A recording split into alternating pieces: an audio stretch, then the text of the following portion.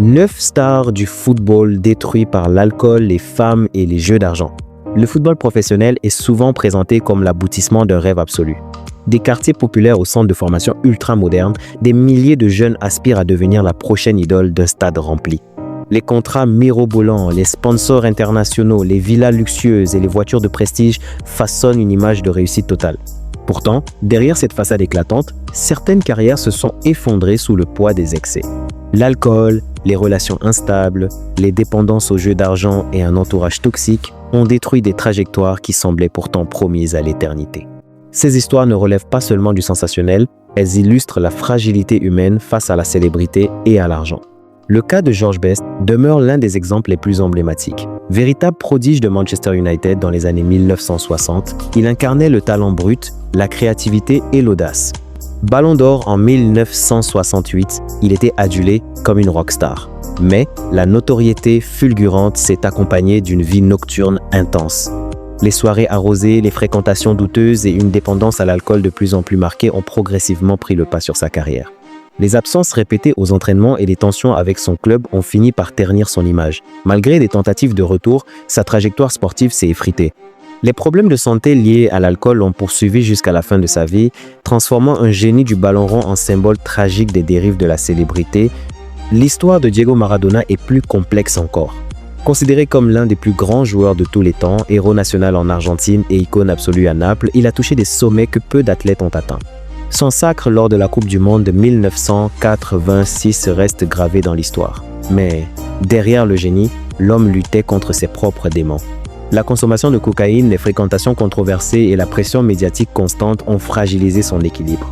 Suspendu pour dopage en 1991, puis de nouveau en 1994, il a vu sa carrière internationale s'achever dans la controverse. Sa vie fut un enchaînement de rédemption et de rechute. L'alcool et les excès alimentaires ont ensuite aggravé ses problèmes de santé. Son parcours illustre la difficulté à gérer une idolâtrie planétaire sans encadrement psychologique solide. En Angleterre, Paul Gascoigne, surnommé Gaza, a captivé le public par son talent et sa spontanéité. Brillant lors de la Coupe du Monde 1990, il était perçu comme le sauveur d'une génération. Mais derrière, le sourire se cachait une grande fragilité. L'alcoolisme a profondément marqué sa carrière et sa retraite. Les scandales médiatiques se sont multipliés, tout comme les séjours en cure de désintoxication. Les dettes et les difficultés personnelles ont transformé l'enfant chéri du football anglais en figure tragique. Au Brésil, Adriano représentait l'avenir du football mondial au début des années 2000. Puissant, rapide et redoutable devant le but, il brillait à l'Inter Milan. Surnommé l'empereur, il semblait destiné à dominer l'Europe. Mais la mort brutale de son père a provoqué un choc émotionnel profond.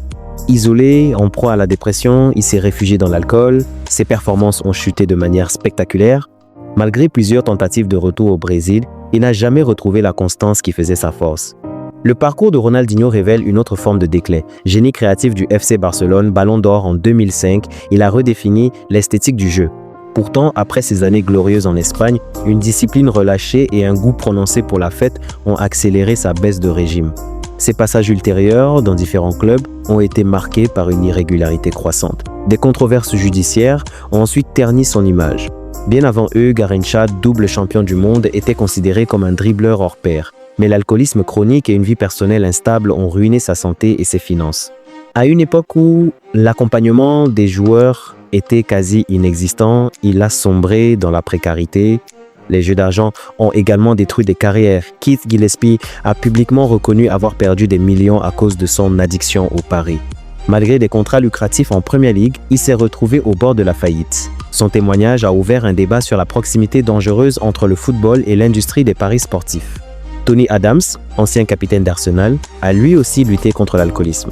Condamné pour conduite en état d'ivresse dans les années 1990, il a frôlé la chute définitive avant d'entamer une réhabilitation.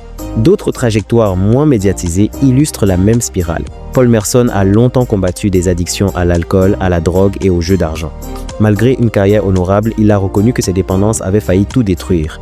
Plus récemment, Wayne Rooney, malgré une carrière globalement réussie, a été au centre de polémiques liées à des soirées arrosées et à des comportements controversés. Même si sa trajectoire sportive n'a pas été brisée, ces épisodes ont affecté son image publique. Le Brésilien Romário, champion du monde en 1994, était également connu pour son goût pour la fête. Bien que son talent exceptionnel lui ait permis de maintenir un haut niveau pendant de nombreuses années, sa carrière fut marquée par des tensions avec les entraîneurs et une discipline parfois contestée. Ces trajectoires rappellent que le talent ne protège pas de la vulnérabilité humaine. La pression médiatique, l'argent rapide et l'absence de repères peuvent transformer la réussite en piège. Les clubs investissent désormais davantage dans l'accompagnement psychologique et la prévention des addictions, mais les tentations restent omniprésentes. Les histoires de ces joueurs montrent que derrière les trophées et les projecteurs se cachent des combats intérieurs souvent invisibles du grand public. Au-delà des destins individuels, ces parcours révèlent une réalité plus large du football moderne. La professionnalisation accrue, les droits télévisés colossaux et la médiatisation permanente ont transformé les joueurs en marques mondiales. Dès l'adolescence, certains talents signent des contrats valant plusieurs millions d'euros, sans toujours disposer des outils nécessaires pour gérer cette fortune soudaine. L'absence de formation financière, la pression familiale et l'influence d'entourages intéressés peuvent conduire à des choix précipités et risqués. Les addictions ne naissent pas uniquement du goût pour l'excès, mais souvent d'un mal-être profond. Blessures graves, mise à l'écart sportif, critiques incessantes sur les réseaux sociaux ou fin de carrière prématurée créent un vide difficile à combler. L'alcool ou les jeux d'argent deviennent alors des échappatoires temporaires qui finissent par aggraver la situation. Les clubs ont progressivement renforcé les dispositifs d'accompagnement intégrant psychologues, conseillers en gestion et programmes de prévention. Cependant, la culture de la performance et du silence demeure forte dans certains vestiaires. Ces histoires servent aujourd'hui d'avertissement aux nouvelles générations. Elles rappellent que la réussite sportive exige non seulement du talent et du travail, mais aussi une stabilité personnelle et un encadrement solide.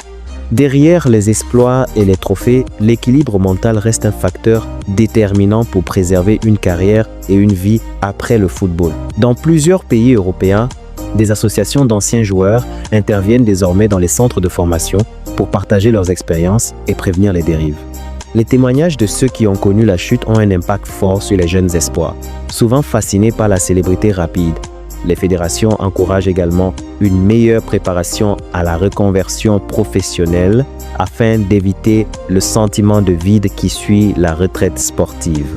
Malgré ces efforts, la tentation demeure constante, car le football évolue dans un univers où l'argent, la notoriété et la pression médiatique coexistent en permanence.